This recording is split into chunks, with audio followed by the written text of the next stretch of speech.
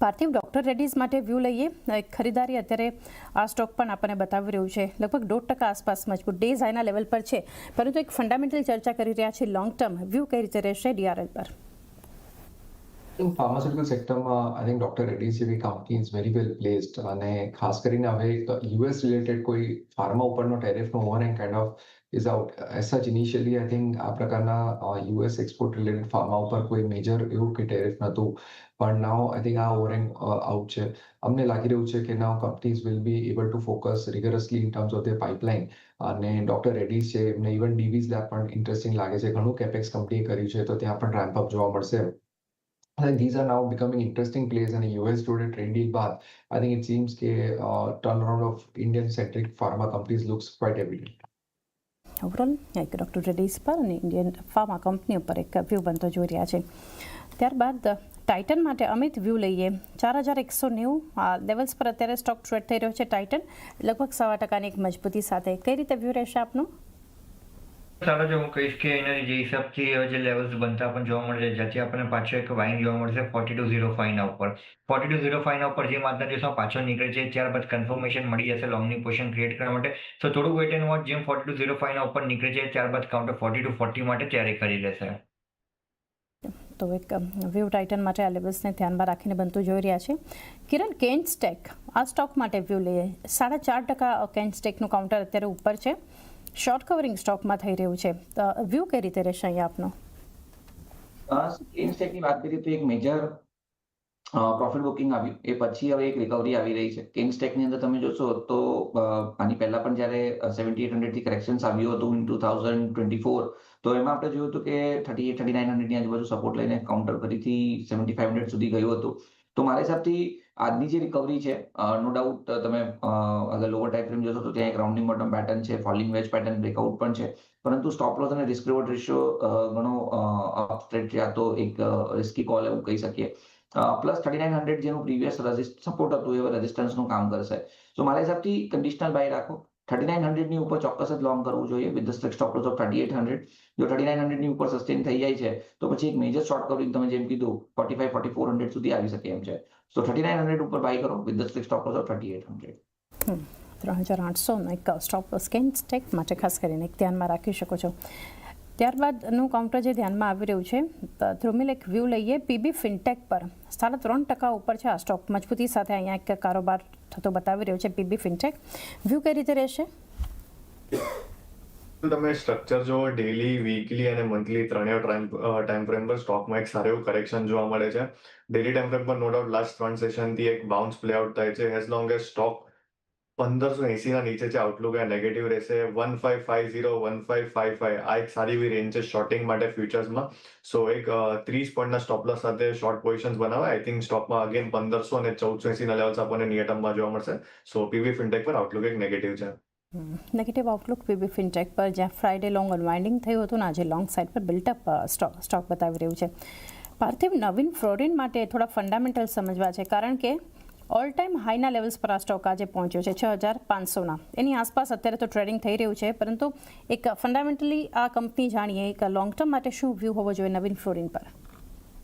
Valuation definitely expensive છે, પણ company is very well placed. એ લોકો પાસે રેફ્રિજરન્ટ ગેસીસની જે સ્ટ્રોંગ પાઇપલાઇન છે, ત્યાંથી એ લોકોનો કેશ લુક સતત સુધરી રહ્યો છે, કારણ કે ત્યાં pricing environment has been very strong. Plus એ લોકો જેટલા પણ CRMO જે મોલિક્યુલ્સ છે એની અંદર આઈ થિંક ડેફિનેટલી એ લોકોની પાઇપલાઇન બહુ સ્ટ્રોંગ છે, કારણ કે ફ્લોરિન કેમિસ્ટ્રી બેઝડ એ લોકોના દેવાસ પ્લાન્ટમાં જે મોલિક્યુલ્સ છે, I think they are very well placed. એટલે overall I think company is doing very well. It's just that valuations થોડા એલિવેટેડ છે, એટલે on corrections I think investors ઊંચી લઈ શકે છે. કરેક્શનમાં એક ઇન્વેસ્ટર્સ ખાસ ધ્યાન રાખી શકે છે. નવીન ફ્લોરિનના જે ઓલ ટાઈમ હાઈના લેવલ્સ અને ધ્રુમિલ તરફથી કોલ પણ છે ઇનફેક્ટ 7200-7200ના ટાર્ગેટ માટે.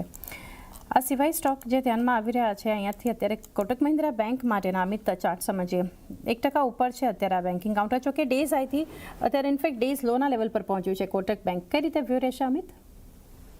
બ્રેક કરવો પાછું જરૂરી છે. આજના દિવસમાં જેમ પાછો હાઈ બ્રેક કરે છે 435 ના, ત્યારબાદ લોંગની પોઝિશન ક્રિએટ કરીને સલાહ રહેશે. ઓવરઓલ એ લેવલનો જેમ બ્રેકઆઉટ આવે છે, ત્યારબાદ મને લાગે છે એક ક્લિયરન્સ આપણને ડેલી ચાર્ટ પર પાછું થતા પણ જોવા મળશે ફર્ધર મોમેન્ટમ માટે. સો કરન્ટલી હું કહીશ કે વેટ એન્ડ વોચ કરો. જેમ 435 ના ઉપર પાછો નીકળે છે, ત્યારબાદ લોંગની પોઝિશન ક્રિએટ કરવી જોઈએ.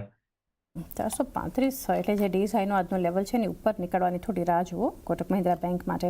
કિરણ, કલ્યાણ જ્વેલર્સ સમજી લઈએ, જે વોલ્યુમ બેઝડ બાઇંગ અત્યારે આ સ્ટોક બતાવી રહ્યું છે, ટોપ F&O ગેઇનિંગ કાઉન્ટર છે, સ્ટ્રોંગ લોંગ સાઇડ પર બિલ્ટઅપ બતાવી રહ્યું છે અને અત્યારે ડેઝ હાઈના લેવલ પર છે કલ્યાણ જ્વેલર્સ. કલ્યાણ જ્વેલર્સની આપણે વાત કરીએ તો એક મેજર પ્રાઇસ કરેક્શન્સ અને ઓવરસોલ્ડ ઝોનમાંથી કાઉન્ટર પાછું ફરી રહ્યું છે. પરંતુ પ્રીવિયસલી પણ આપણે આવું જોયું હતું, એક મેજર ઘટાડો 800 થી નીચે 400 સુધી આવ્યો અને ત્યાંથી જે રિકવરી આવી એ રિકવરીમાં 600 સુધી સ્ટોપ ગયો, અગેન સસ્ટેન ના કરી શક્યો અને નીચે આવ્યો છે.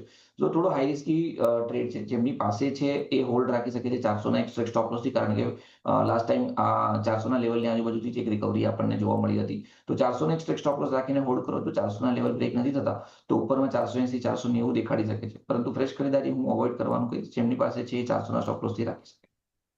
400ના સ્ટોપ લોસ સાથે એક વ્યૂ અહીંથી ખાસ કરીને હોલ્ડ કરી શકો છો કલ્યાણ જ્વેલર્સ માટે એક આ લેવલ્સ ધ્યાનમાં રાખીને.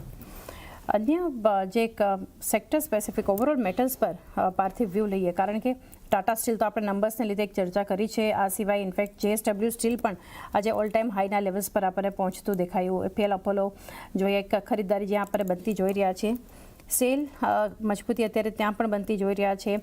કઈ રીતે ઓવરઓલ જ્યારે એક લોંગ ટર્મ ચર્ચા કરીએ, હિન્ડાલ્કો, હિન્દુસ્તાન ઝિંક, હિન્દુસ્તાન કોપર, આ બધા સ્ટોક્સ માટે એક ફોકસ, પરંતુ ફંડામેન્ટલી જાણીએ મેટલ્સને. I think metals-માં, non-ferrous-માં અમને લાગી રહ્યું છે કે હજુ પણ there will be very very good traction. Demand volume is very strong. નવી સપ્લાઈઝ ઇઝીલી આવી નથી, એટલે I think whether we talk of aluminium companies, whether it is Hindalco, National Aluminium, I think ત્યાં અમને લાગી રહ્યું છે કે ડેફિનેટલી આઉટલુક ખૂબ જ સ્ટ્રોંગ અને સારું રહેશે. ઇવન અધરવાઇઝ આઈ થિંક અમને લાગી રહ્યું છે કે જે સ્ટીલ કંપનીઝ છે, સ્પેશિયલી ફેરસ કંપનીઝ, એમાં ટાટા સ્ટીલ આપણે ડિસ્કસ કર્યું, રિઝલ્ટ ફોર સ્ટેલર અને JSW સ્ટીલ, આ બધી કંપનીઝમાં આવનારા 3-4 વર્ષમાં સારું એવું એક વોલ્યુમ ગ્રોથ જોવા મળશે, તો ત્યાં પણ અમારો આઉટલુક ઘણો પોઝિટિવ છે.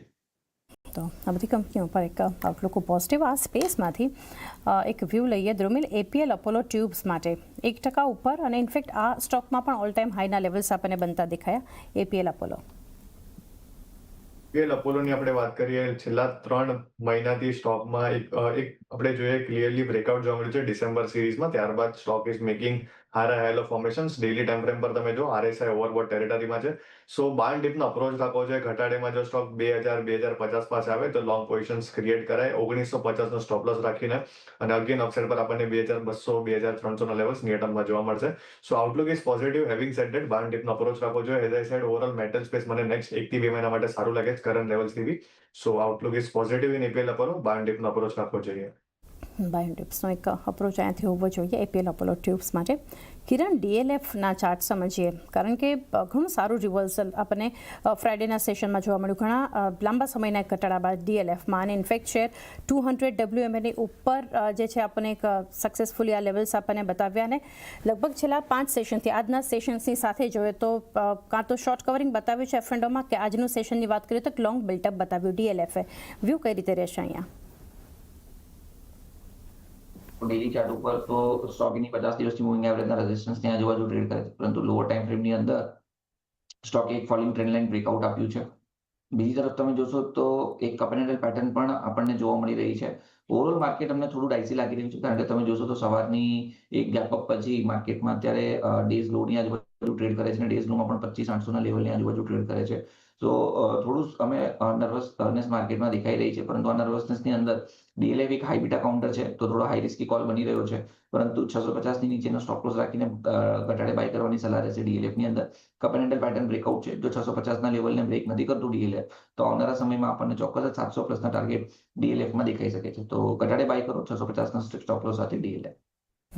તો 650નો એક સ્ટોપ લોસ બાય ડિપ્સનો એક વ્યૂ DLF માટે. પાર્થિવ સેક્ટર માટે ઓવરઓલ રિયલ એસ્ટેટ માટે વ્યૂ લઈએ, કારણ કે આજે PSU બેંક ઇન્ડેક્સ બાદ જે આજે મજબૂત છે માર્કેટમાં એ છે રિયલ્ટી ઇન્ડેક્સ.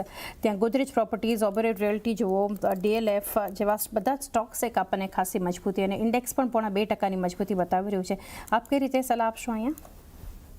આ સેક્ટરમાં ઘણું ટેલવિન્ડ છે, અને મોર ઇમ્પોર્ટન્ટલી આઈ થિંક સારા ડેવલપર્સ જેમ કે DLF છે, જેની બ્રાન્ડ ઇક્વિટી ખૂબ જ સ્ટ્રોંગ છે, નવા પ્રોજેક્ટ્સ મૂકે છે અને we see what premium they get, તો એ પ્રકારની કંપનીઝ ઉપર ડેફિનેટલી લોંગ ટર્મ ઇન્વેસ્ટર્સ ધ્યાન રાખે. અને અમને લાગી રહ્યું છે કે DLF I think definitely is very well place આગળ જતા ઇન્વેસ્ટર્સ માટે સારા રિટર્ન્સ કમાઈ શકે. Even Godrej properties I think it should do very very well. Macrotech developers, આ બધી કંપનીઝ છે જેમાં રિસન્ટ કરેક્શન બાદ I think the levels are looking more interesting now. તો આ બધા સ્ટોક્સ છે, DLF, Godrej properties, Lodha stocks ફોકસમાં રાખી શકો છો. એ સાથે જ